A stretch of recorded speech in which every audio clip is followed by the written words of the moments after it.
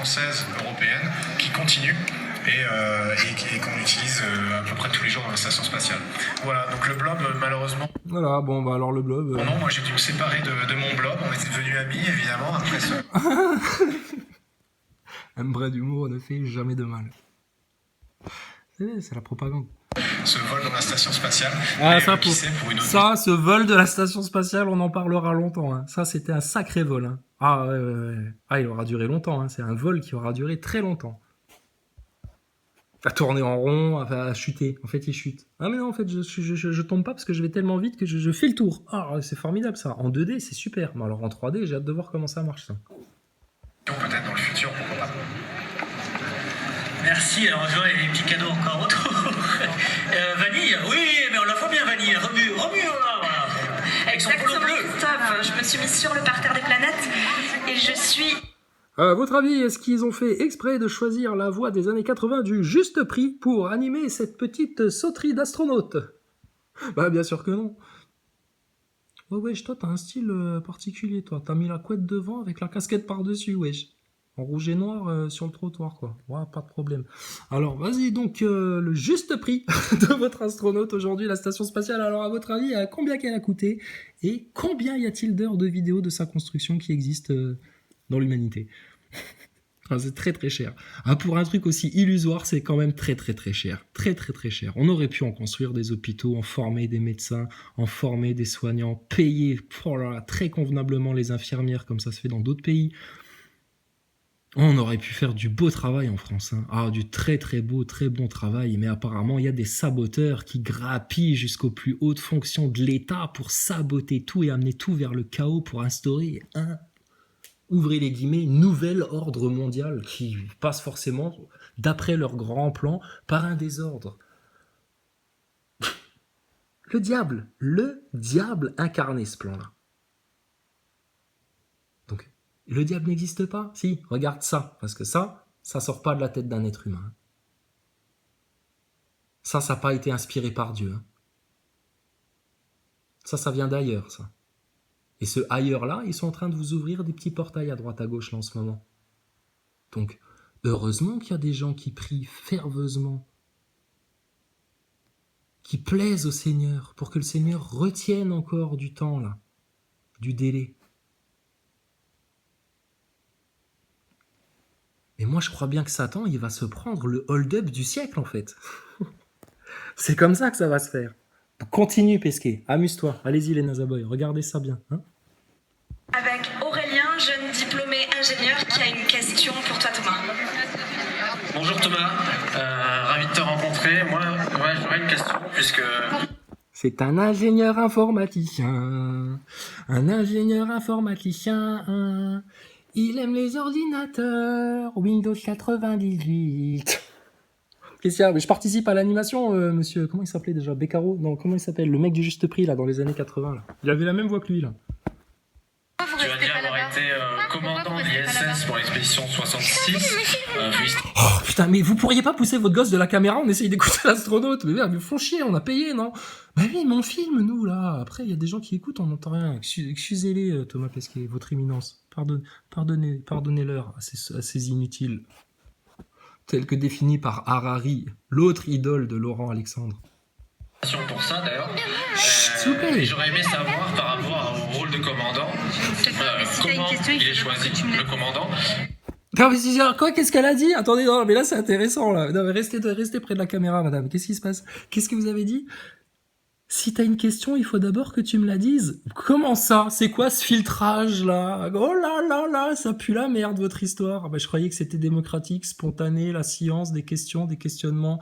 L'humanité va plus loin quand elle se pose des questions, qu'elle cherche à comprendre, à dépasser ses limites, à découvrir les choses. Les grands conquérants, là. Bah, alors, qu'est-ce que c'est que cette dame qui dit? Elle fait, si t'as une question, il faut d'abord que tu me la poses à moi. C'est moi qui filtre. Écoute ça. On reviendra sur ton ingénieur informaticien dans quelques instants. D'ailleurs. Et j'aurais aimé savoir, par rapport au rôle de commandant, comment il est choisi, le commandant, quels sont ses rôles au sein de l'ISS, assez précisément. Regarde ces enfoirés d'agents de l'ESA, là, les petits pétasses de communicants, là. Ils vont exprès, tu vois, vers des petits gosses, tu vois, tu veux poser une question? Non, mais là, ils perdent du temps, etc. Puis alors là, ils trouvent un ingénieur, là, en fond de classe. Il s'est dit, tiens, le mec, là, il est tout au fond, peut-être... Qui êtes-vous? Ah non, c'est bon, ça passe. Non, c'est bon, c'est un neuneu. Il est comme les autres, c'est un neuneu. On peut lui passer le micro. C'est pas un chrysalidien ou un Marc Bagnin ou un ITV ou un mec qui a compris l'arnaque. C'est bon, on peut le laisser parler, lui. Voilà. Madame a fait son travail. Tu crois quoi? Tu crois qu'il leur donne un micro et puis allez-y les filles? Non, allez-y les filles. Par contre, alors vous faites gaffe, hein, pas de ça, pas de questions comme ça. Si vous voyez un mec qui commence un peu un complotiste ou quoi, on oublie, d'accord? Parce qu'ils vont nous casser les couilles. D'accord. Enfin, vous faites du repérage, vous faites du filtrage, hein, voilà. Ça, c'est la liberté démocratique scientifique. Oh la vache, regarde, t'es derrière des barreaux. Ça va le petit chevreau? Tomate aux chèvres, le petit chevreau derrière ses petits barreaux. Vas-y, fais un saut de carpe là maintenant, saute en apesanteur là pour passer au-dessus. Incapable, la gravité va te retenir au sol, tu pourras même plus lever un pied. Tu vas être comme à 18G là. Est-ce qu'il y a d'autres rôles dans le genre? Est-ce que chaque astronaute a un rôle particulier? Voilà, je te remercie. Ouais, je t'en prie, merci. Bah, écoute, le commandant, il est pas choisi. Bon, ça casse les couilles parce qu'il y a les gens qui parlent devant, alors est-ce que chacun a un rôle particulier? Parce que là, on fait un petit sondage, on en sélectionne une. Voilà, faut avoir une crédibilité par rapport aux autres. C'est quelqu'un dont c'est pas la première mission. Voilà, non, c'est pas la première mission. C'est chiant parce que les gens parlent par-dessus, Thomas. On est obligé de passer. Et puis, en fonction des membres d'équipage, c'est délire. Quand il va y avoir des bien choisir une. par exemple, Bon, en gros, c'était pourquoi vous avez été commandant, c'était quoi le rôle de commandant, etc. Alors. spatial international. Et puis ensuite, je suis devenu pilote, et ensuite, je suis devenu astronaute. Tu vois, ça s'est bien enchaîné. Pourquoi Mais il engueule en plus le gosse, là, Daron, là, depuis tout à l'heure. Là. Non, mais je te pose pas ta question. Alors maintenant, tu attends, etc. Passe-moi le micro, toi. Le gosse, il veut poser une question. Vas-y, Doudou. Oui, monsieur Thomas Pesquet, quand vous allez à 28 000 km/h, sachant qu'un railgun provoque des dégâts conséquents à 7500 km/h, comment expliquez-vous qu'un simple petit trou dans la station ait pu vous laisser aussi serein pendant des semaines, avant de découvrir le thé? Point d'interrogation. Ping. Encaissé. Non, mais bon. Vous êtes rigolo, hein. Vous êtes vraiment rigolo. Hein. Chance, mais je sais pas, en fait, je me suis vachement posé la question. J'ai pas eu d'événement. En fait, je devrais dire, c'est parce que je suis venu à la Cité de l'Espace une fois. C'est ça. Ah, c'était donc toi en 1992, là. Oui, on se rappelle de toi. T'avais aussi posé une question comme la petite blonde à lunettes tout à l'heure, là, avec son t-shirt gris, la NASA, là. Ouais. Et on t'avait repéré. Et du coup, toi, tu le savais pas, parce que nous, on est des malins, on est des vicieux, on est des pervers, on est des francs-maçons, mais on t'a suivi un peu de loin, comme ça, pour voir un peu de ton parcours, comment t'évoluais sur le lycée, etc. Puis on est venu te donner des petites influences, comme ça, tu vois. Sans que tu saches que ça venait de nous. Puis un jour, à la sortie du lycée, on t'a dit, tu veux faire partie d'un club vachement restreint, là, les mecs qui ont la classe? Et toi, comme t'étais bien enflé d'orgueil, t'as dit oui. Et bah, du coup, bah voilà. Et voilà. C'est bien, les orgueilleux? Ben, déjà, tous les francs-maçons. Allez, hop. C'est ça le problème de la franc-maçonnerie. Oui, mais on peut être franc-maçon, et puis catholique, et puis franc-maçon, et puis ceci, et puis franc-maçon, et puis être gentil quand même, etc. Hein, Jérémy? Non. Franc-maçonnerie, pour y entrer, faut l'orgueil, comme ticket d'entrée. Sauf que le problème, c'est que pour entrer au royaume de Dieu, l'orgueil, si t'en as un cheveu, un truc, une particule sur toi, une poussière, ça rentre pas. Faut être impeccable à ce niveau-là. T'as juste à servir Dieu, ton Seigneur, ton Créateur et ton prochain.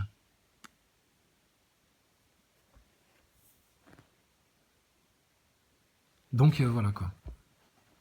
Donc il était à la Cité de l'Espace il y a quelques années, il fait blague à part. Oui Thomas. Donc c'est très bien comment ça fonctionne. C'est ça, y est, enfin on le sait. On le sait. On le sait. Ça transpire de même, mais ils s'en rendent même pas compte. Merci, j'ai une question sur un pareil compte Instagram. Alors, ouais, c'est un petit peu lié aussi. Tu restes là. À ton avis, à quoi ressemble... Tu restes là, d'accord? Tu vas poser ta question. Et franchement, elle parle mal aux enfants. Écoutez la voix off là de 45 à 48 minutes là. Mais elle parle mal aux enfants. Je sais pas si c'est la maman, là, parce que son enfant est turbulent. Je sais pas si c'est la dame qui tient le micro pour que l'enfant il pose sa question. Mais alors, qu'est-ce qu'il y a comme t-shirt, la NASA, dans le public? Oh, regardez, des petits moldus d'Harry Potter, là. Avec des chapeaux de sorcier sur la tête, avec tous des Cosmocats, la NASA, casquette bleue, Blue Beam. Tout cela, ils ont déjà été touchés par le Blue Beam. Ils ont le saut du Blue Beam sur la tête, déjà. La casquette. Ping. Bientôt, ce sera un implant numérique, un implant sous-cutané, enfin, on verra. Hein. Un QR code. Le panneau solaire en forme de QR code. Excellent. Bien vu, l'agence spatiale. Vous êtes des malins, vous. Dans la propagande, vous êtes les meilleurs. Incroyable. Il suffit de regarder dans les détails pour comprendre. C'est quoi, c'est une réplique de satellite, ça? Sous forme de QR code. C'est bien, bravo. Ah, vous savez comment en faire des petits moutons qui ont la classe. Hein. Donc tout cela, ils ont le sceau du projet Bluebeam sur la tête déjà. Ting, ting, ting. La NASA, USA, CNES. Ting. Les pauvres. Le métier d'astronaute dans 15 ou 20 ans. Ah, dans 15 ou 20 ans, bah écoute, dans 15 ou 20 ans, on sera sur la Lune. Normalement, c'était promis pour toujours l'année prochaine, dans 20 ans, dans 10 ans. Oui, mais là, on va y arriver. Mais quelle entreprise depuis les années 70, ça passe ça. Bon, alors, votre projet, là, c'est ça le but, c'est aller sur la Lune, aller sur Mars, c'est ça le but ultime. Bon, alors, les colonies sur la Lune, on en est où? Dans les années 70, c'est oui, mais alors attends, là, on est en train de voir avec Hollywood, Spielberg, etc. Là, on est sur des projets de films avec Adjani, etc. Enfin, t'inquiète, laisse-nous faire. Ça va très bien se passer, madame. Pour l'instant, on réfléchit, puis ça coûte quand même cher, puis bon, les Américains sont pas chauds, puis on fait d'autres choses avec les milliards que vous nous donnez quand même, donc bon, pour l'instant, on développe les projets en coulisses, mais bon, donc laissez-nous faire, on est la NASA, vous nous estampillez, validé par le système, vous nous voyez dans tous les films d'Hollywood, donc c'est qu'on est les gentils, hein. Donc la NASA, on est les gentils, si promis, si un jour on voit quelque chose concernant des hybrides, des extraterrestres, des portes dimensionnelles ou je sais pas quoi, ou avec nos télescopes et tout, promis, on vous dira, hein. Ah on sera là pour ça. On sera là pour vous dire à J-7, vite, construisez-vous tous des bunkers, etc. Il y a un gros astéroïde qui va venir et qui va vous péter en pleine tête. Hein. On vous dira toute la vérité. Donc, la NASA, une maison d'expérience. Alors, grâce à Hollywood, etc. Toujours la même histoire. Il y aura encore des stations spatiales, je dis des, mais il y en a déjà 2 aujourd'hui. Hein. Donc, dans quelle industrie, en fait, on te dit, bah oui, mais ça, on va le faire dans 10 ans, premier, alors dans 15 ans, dans 20 ans, et puis on recule toujours comme ça, depuis les années 70. Ça fait 50 ans que ça dure, votre histoire, quand même, un demi-siècle. Hein. C'est grave, très grave. Une station spatiale internationale, une station spatiale chinoise qui est beaucoup plus petite, mais qui existe. Donc on a 2 stations spatiales en orbite basse. On va aller la voir après, la station spatiale chinoise. On continuera notre parcours dans le parc d'attractions de l'espace. Ah, on s'amuse trop bien. Franchement, on est entre potes là, on rigole. En plus, il fait chaud, on s'arrose, etc. On est en train de faire toutes les attractions, on s'éclate. Et c'est trop bien votre truc. Moi, ce que j'aime bien le plus, c'est le manège où t'es accroché au câble et puis où tu gères une réalité augmentée là. Puis tu sais, tu dois jouer du violon en apesanteur comme ça, comme Chris Hadfield. C'est trop bien. Franchement, je kiffe ça. Il y en aura au moins autant dans 15 ou 20 ans, peut-être plus. Et puis il y aura une base sur la Lune. Ça, c'est aussi quasiment certain. Il y aura une station. C'est quasiment certain, hein. C'est-à-dire c'est certain, c'est sûr, mais quasiment. Presque, un peu. Si tu préfères, un peu. Autour de la Lune, et on aura des vols sinon réguliers, du moins occasionnels vers ces bases de recherche. On fera de la recherche, on se préparera à aller encore plus loin. On utilise... Toujours plus fort, toujours plus haut. Oh Thomas, on va faire de la recherche pour aller encore plus loin. Mais jusqu'où ça va aller? Jusqu'où? À force de chercher, vous n'avez toujours pas trouvé, mais c'est incroyable. C'est quand même incroyable. D'où vient l'homme? D'où vient la vie? Est-ce qu'un jour la Terre, elle finira comme Mars? Et pour ça, il faut aller sur Mars. Et pour aller sur Mars, il faut aller sur la Lune. Et pour aller sur la Lune, il faut des stations spatiales qui coûtent des milliards qui sont montées en studio sur Terre. Oh là là, le braquage, d'enculé. Désolé, il n'y a pas d'autre mot. Ça vient du cœur chez nous. Hein. Donc quand je dis des gros mots, pardonne-moi. Vraiment, pardonne-moi, Seigneur. Mais alors là, c'est énorme. C'est quand même énorme. Et ça ne tient qu'à cause de l'orgueil des moins avertis. Les ressources in situ. Voilà, le métier d'astronaute, je pense que l'idée, c'est d'aller... aujourd'hui, on va vers la station spatiale parce que c'est ce qu'il y a de plus loin. Si demain, il y a une destination encore plus lointaine, je sais qu'on va tous lever la main pour y aller parce que je les connais, mes collègues, parce qu'on est tous pareils. Je les connais, attends, j'ai fait de la plomberie avec l'électricité. On a changé des panneaux thermiques. Enfin bon, on s'est démerdé. Non, on n'avait plus de placo. En fait, Thomas Pesquet, quand il te raconte son histoire du Bourget sur le panneau thermique, c'est ça. Il dit non, mais on n'avait plus de placo, du coup, ce qu'on a fait, on a mis une toile tendue à la place. C'est pareil. ça fonctionne pareil. Voilà. Hein, ouais, personne n'a rien vu. Il n'y a pas de caméra surveillance à l'extérieur de la station, donc on leur a dit que c'était attaché de manière correcte et ça leur a suffi. Des photos de ça, du montage, pour que eux ils vérifient à la base de contrôle que c'était bien monté. Non, on n'a pas fait. Mais c'est un peu difficile, tu sais, de prendre des photos dans l'espace à cause des étoiles, tu sais, des fois, et de la lune. Ça nous illumine tellement qu'il y a un contre-jour, et là, c'était compliqué. Quand c'est pas le soleil. Hein. D'ailleurs, quand c'est pas le soleil, on met pas notre visière opaque. Alors que dans la cupola, tous les vitrages sont totalement transparents. Ça va, Mr. Reban? Ça va, Tomate? Il fait chaud. Hein. Ah, il fait chaud.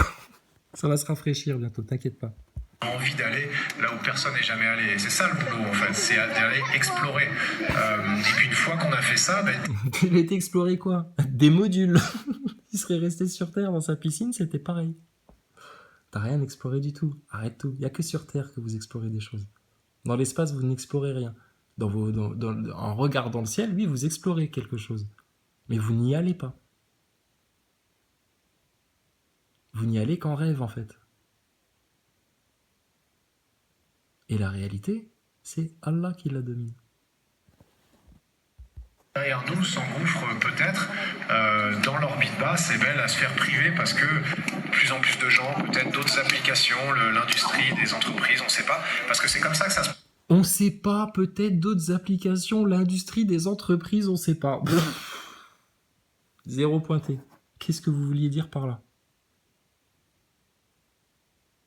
Entreprise, économie... progrès, aventure, découverte, quoi. Des mots-clés, c'est tout.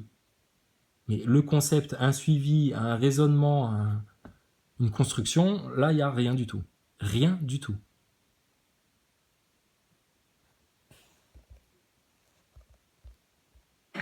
Dans l'orbite basse, la sphère privée parce que de plus en plus de gens, peut-être d'autres applications, l'industrie des entreprises. Peut-être d'autres applications, l'industrie des entreprises. Alors un chasseur de platistes, il entend ça, le mec, ça lui suffit. Là, il se dit, ouais, voilà, putain, les mecs, ouais, bien sûr, ils ont tout compris. Tissu socio-économique, scientifique, tout à fait. Voilà. Parce que son orgueil, il est en érection. Il en peut plus. Il est au bout du rouleau. Mais alors, celui qui réfléchit un petit peu, mais ça, jamais t'en prends ça. C'est pas possible.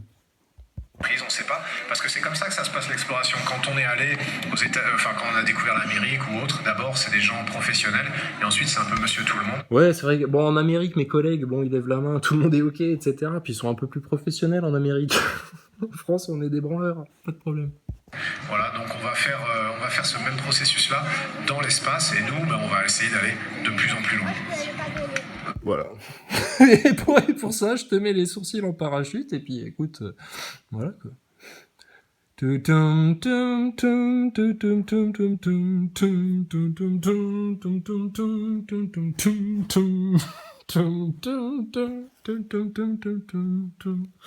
Ça, c'est une technique qu'on t'apprend dans les loges, de mettre le gros micro comme ça. Oui, je sais, on connaît. On sait comment ça fonctionne, le showbiz.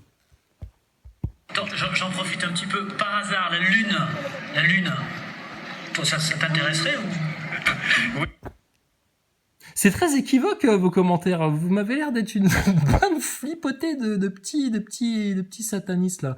Toi, avec tes dents tordues et ta tête de diablotin, là, et puis ta voix de Julien Lepers, là, tu m'as l'air d'être un petit... Tu fais partie du club, toi. Hein, viens, on va faire une animation pour les enfants.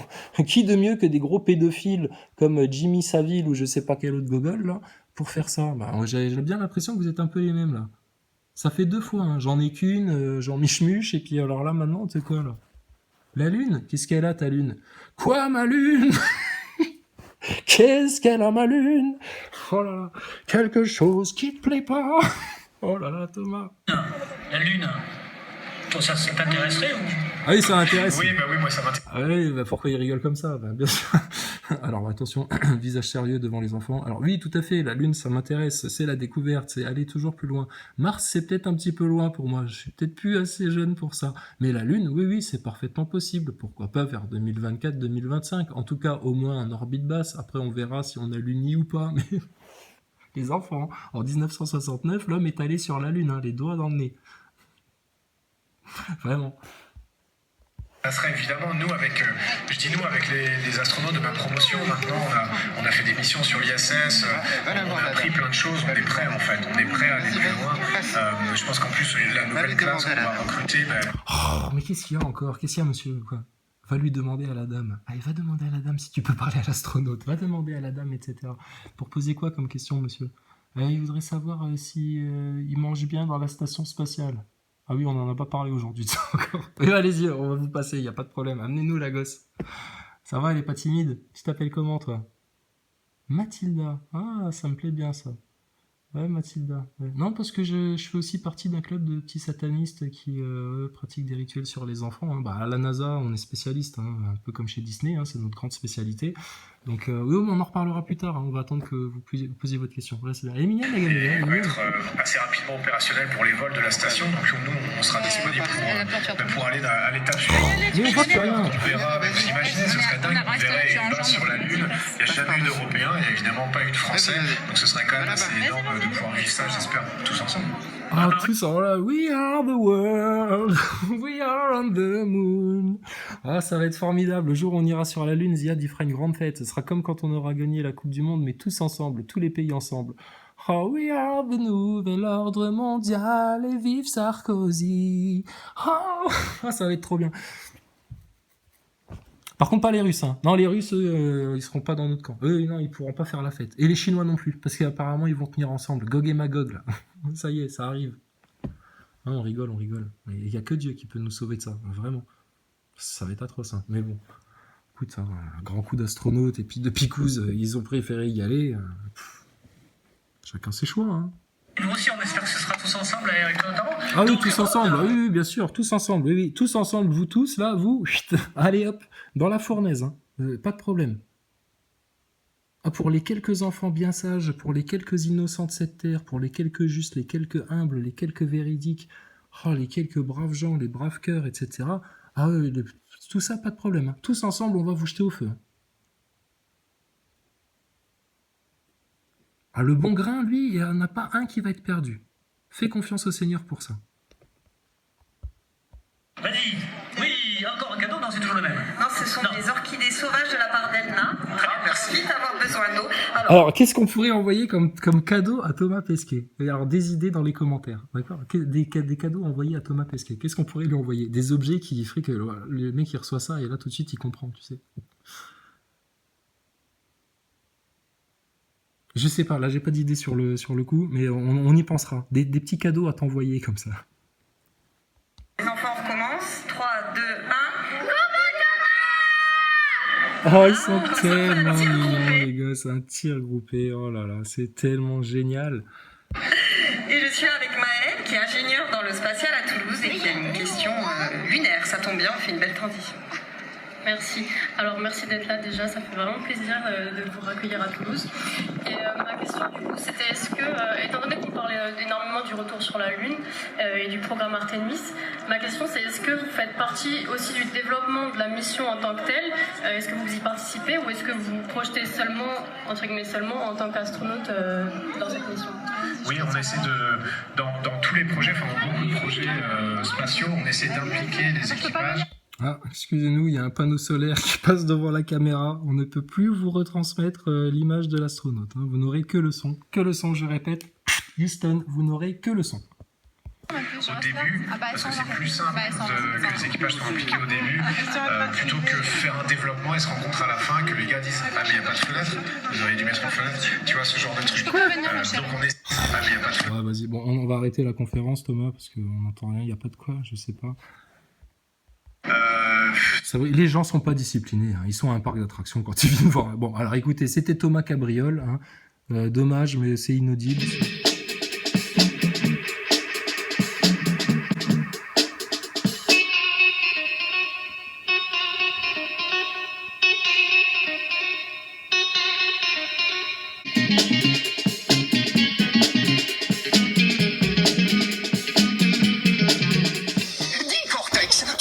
quoi cette nuit? La même chose que chaque nuit, Minus. Tenter de conquérir le monde céleste. C'est Cortex Equinus. À la tête toute entière. Elle panaille ses petites souris cobayes. Bye, bye, bye, bye, bye, bye, bye, bye, bye, bye, bye, bye, bye.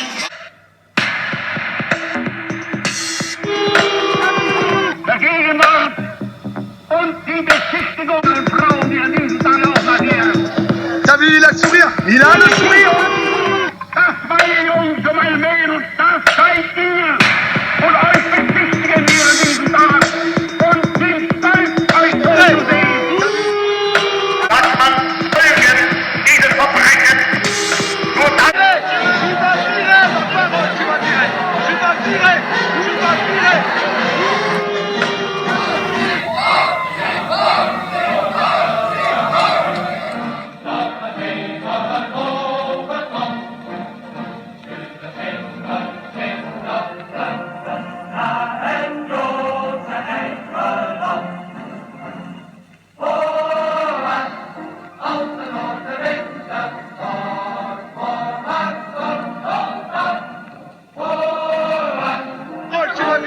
Tu vas tirer. Tu vas virer.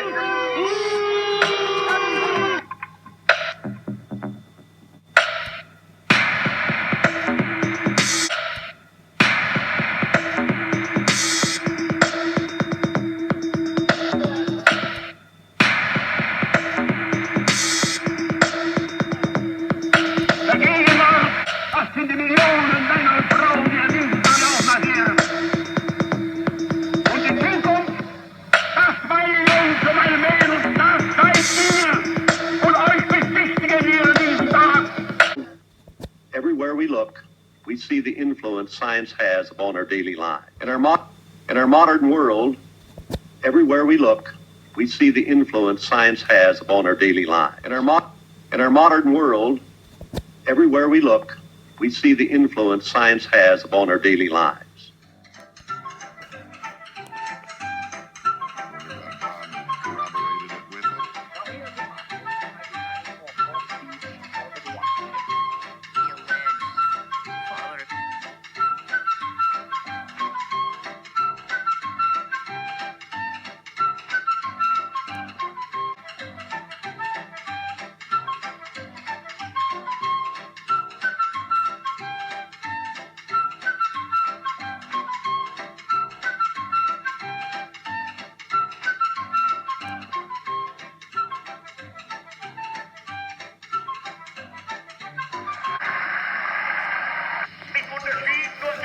Nämlich die Erkenntnis, dass man nur dann wird begegnen können, wenn man aus den Fehlern der Vergangenheit Kenntnis heraus des Volkes, damit aber die Schwächung des gesamten Volkes, damit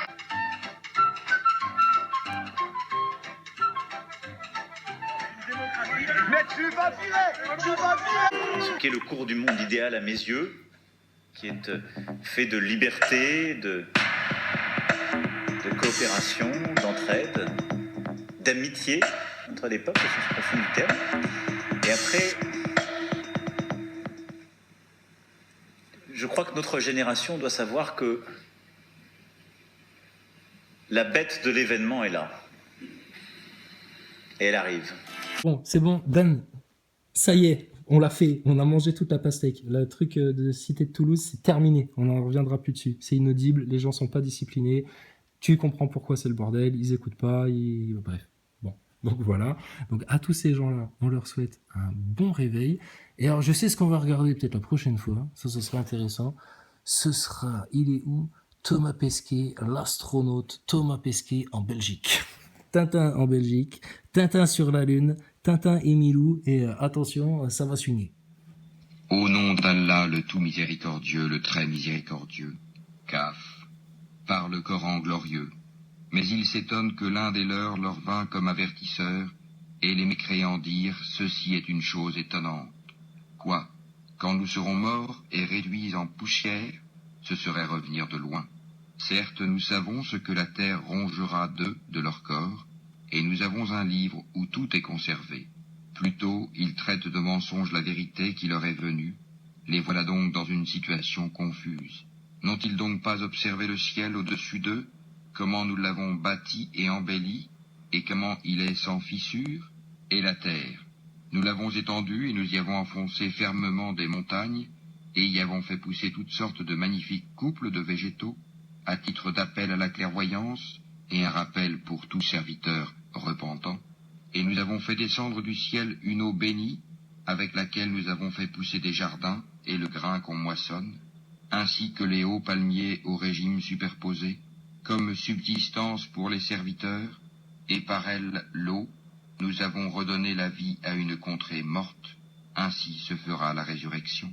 Avant eux, le peuple de Noé, les gens d'Arras et les Tamouds, crièrent au mensonge, de même que les Had et Pharaon, et les frères de Lot, et les gens d'Al-Haïkia, et le peuple de Touba, tous traitèrent les messagers de menteurs. C'est ainsi que ma menace se justifia. Quoi? Avons-nous été fatigués par la première création? Mais ils sont dans la confusion au sujet d'une création nouvelle. Nous avons effectivement créé l'homme, et nous savons ce que son âme lui suggère, et nous sommes plus près de lui que sa veine jugulaire.